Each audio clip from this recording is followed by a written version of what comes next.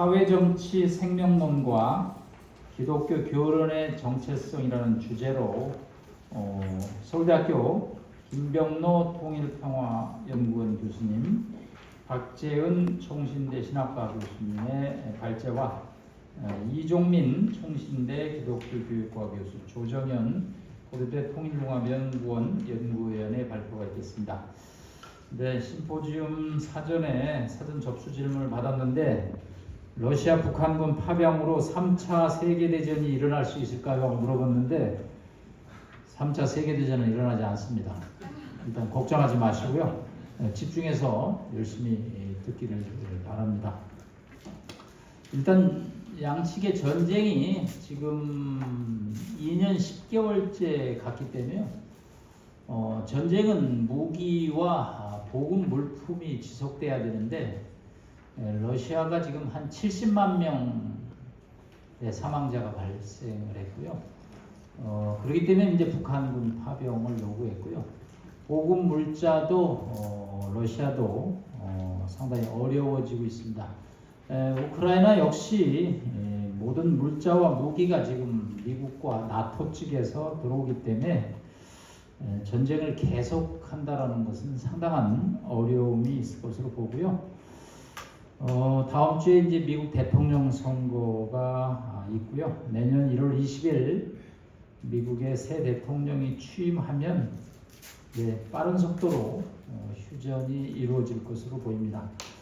이 겨울 11월, 12월, 1월 이 3개월이 고비가 될 것으로 보입니다.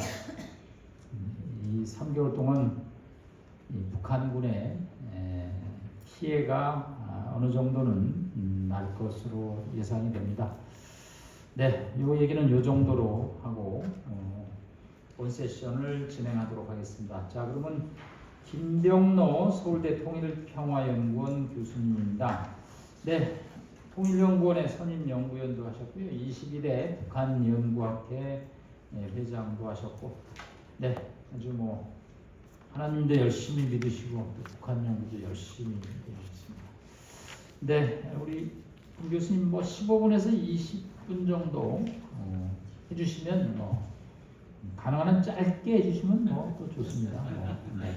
꼭 20분 안 채워도 되고요. 네, 부탁드리겠습니다. 예, 반갑습니다. 제가 너무 짧을 것 같아서 지금 걱정입니다. 제가 왜냐하면 이 글을 부탁을 받고 PPT를 할까 글을 쓸까 하다가 제가 PPT 만드는 기술보다도 그냥 글 쓰는 게 훨씬 빠를 것 같아서 제가 여기 자료를 가지고 글을 만들었습니다. 너무 내용이 의미는 제가 많이 담으려고 했는데 상세하게 담지 못해서 참고를 해주시기 바랍니다. 이 글의 목적은 북한의 사회정책 생명체론에 담겨있는 특성을 분석함으로써 북한 사회의 정체성을 심층적으로 이해해보고자 하는 것입니다.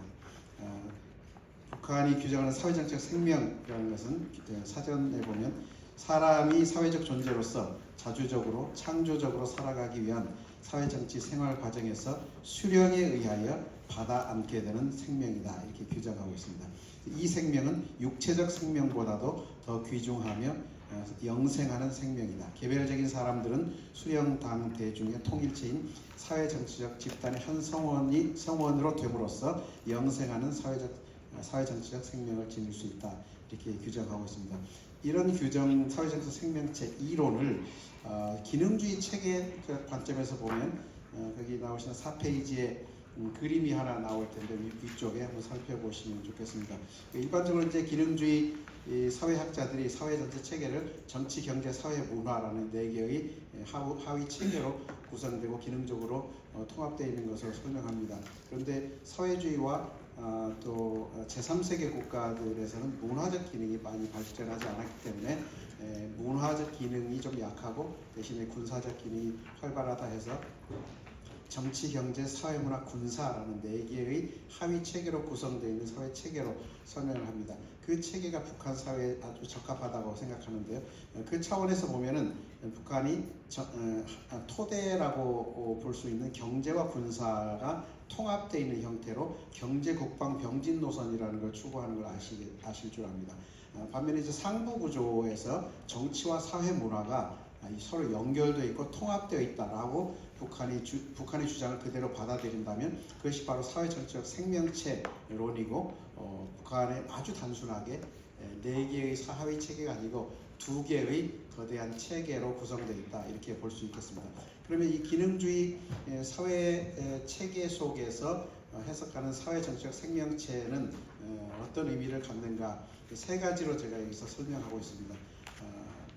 4페이지 3 수령 절대주의를 보시면 이 사회정치적 생명체로는 수령과 당과 대중이 통일체를 이룬다. 그래서 그 안에서 수령은 사회정치적 생명체의 최고 내수이고 생명의 중심이기 때문에 수령에 대해서 절대 복종해야 한다는 수령론이라는 게 나오게 됩니다. 수령론은 길게 설명할 것 없이 권위주의 독재 이론인 것이요. 하부 체계는 상부 체계에 절대적으로 복종하는 체계를 형성하게 되고 그 체계를 유지하기 위한 다양한 통치 기술들을 교육시키는 그런 학습 체계도 갖고 있습니다.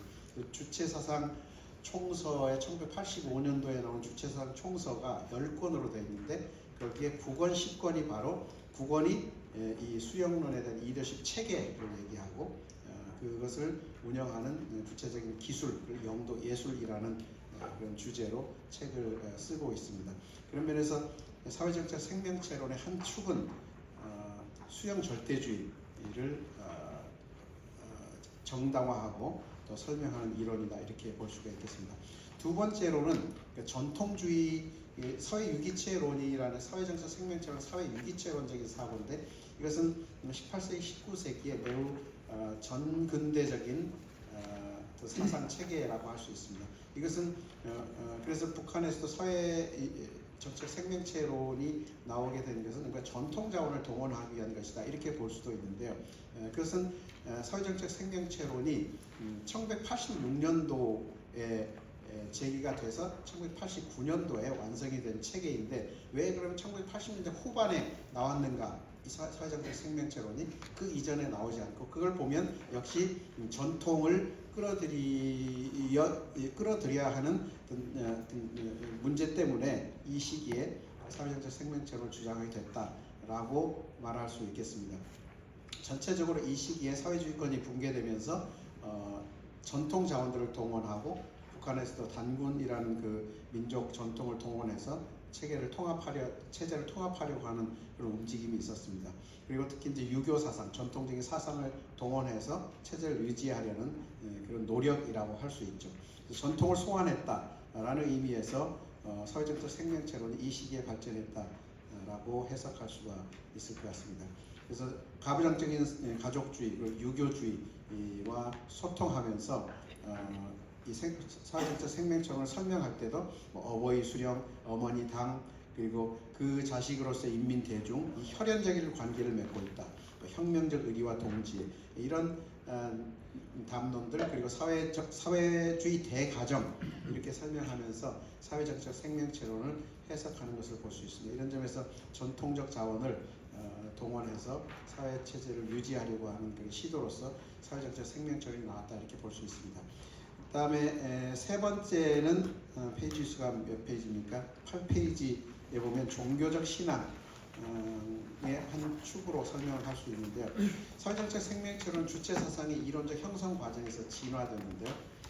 아시다시피 이제 주체사상이 1955년부터 지속적으로 경제발전이론, 국가발전이론으로부터 시작해서 70년대 통치이론, 80년대 철학, 그리고 70년대 말에 사회이론, 82년에 철학, 그리고 이제 민족주의 이론이 동원되면서 사회정책 생명체론이 나오게 되고 민족주의, 선군정치, 지금은 인민대중제일주의까지 쭉 이렇게 발전되고 있는 것입니다. 그 중에 사회정책 생명체론이 이제 주체사상이라는 관점에서 보면 영생이라는 개념들을 만들어냈다는 것에서 상당히 이제 종교적인 신념과 신앙으로 발전하는 과정에서 이 사회정책 생명체론이 굉장히 중요하다라고 봅니다. 그래서 사회의 영원 불멸설이라는 관점에서 개인의 생명은 육체적 생명은 죽지만 집단의 기억 속에서 영생한다라는 집단주의 생명관을 학습을 하고 있죠. 그래서 영혼, 뭐 영혼까지는 아니지만 또 정신의 영원성을 강조한 것은 주체 사상, 사회정책 생명체론이 주체 사상을 종교화하는데 상당히 큰 기여를 했다. 그래서 이제 여기에서 이제 여러 주체 인생관도 여기서 나오게 되고요.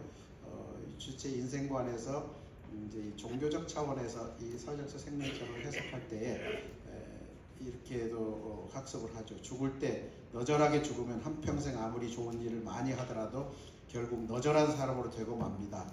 그러니까 많은 사람들의 집단 기억 속에서 개인의 육체적 생명이 사라져도 수령께서 부여하는 정치적이고 사회적인 생명은 영생하는, 집단의 기억 속에서 영생하는데 주변 동료들과 집단이 기억할 때 멋있게 기억을 해야 되는데 너저분하게 죽으면 별로 이렇게 의미 있게 기억이 되지 않는다. 그래서 삶의 마무리, 영생을 소유한 사람으로서 투쟁적인 삶의 마무리를 굉장히 강조하는 주체 인생관을 학습하게 됩니다. 그런 점에서 사회정책 생명체론이 종교적 측면에서 상당한 역할을 하고 있다. 그래서 저는 기능주의에서 얘기하는 사회정책 생명체론이 사회와 정치가 통합되어 있는, 유기적으로 통합되어 있는 이런 사회로 설명을 하고, 그렇기 때문에 당연히 시민사회 자율적 공간이라는 것은 있을 수가 없죠.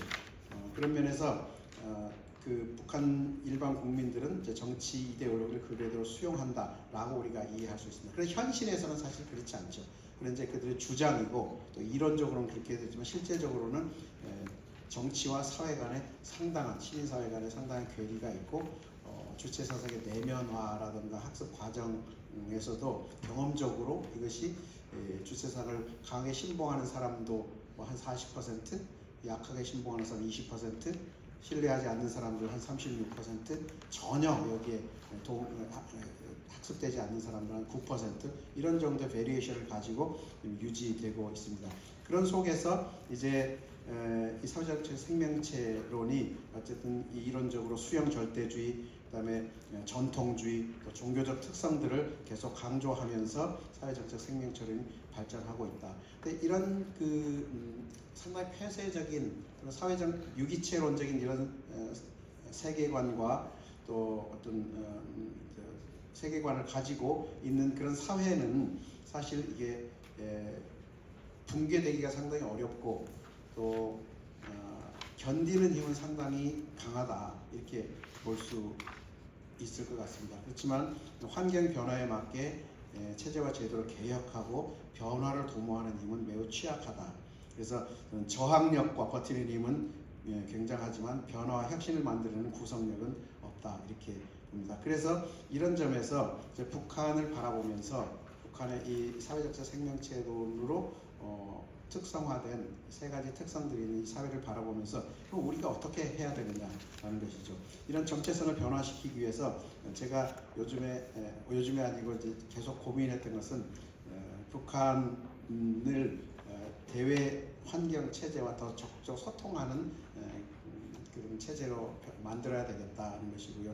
그게 어찌 보면 이제 북한 국제화라는 담론으로 또 제가 얘기하기도 하고, 세계적 수준의 관여 정책을 통해서 북한을 변화시켜야 한다, 이런 얘기들을 제가 하고 있습니다. 그래서 그 안에서 특히 이제 젊은 세대의 인적 역량을 강화할 수 있는, 인적 역량을 향상시킬 수 있는 의미 있는 대외 관계, 그리고 지식 협력 사업 이런 것들을 통해서 의미 있는 변화가 시도되어야만 북한의 현재의 정체성이 변화될 수 있지 않을까, 그렇게 생각합니다. 감사합니다. 네. 역시 대가들은 이렇게 압축해서 딱 발표를 해서 시간 이내에 끝내 아주 좋습니다.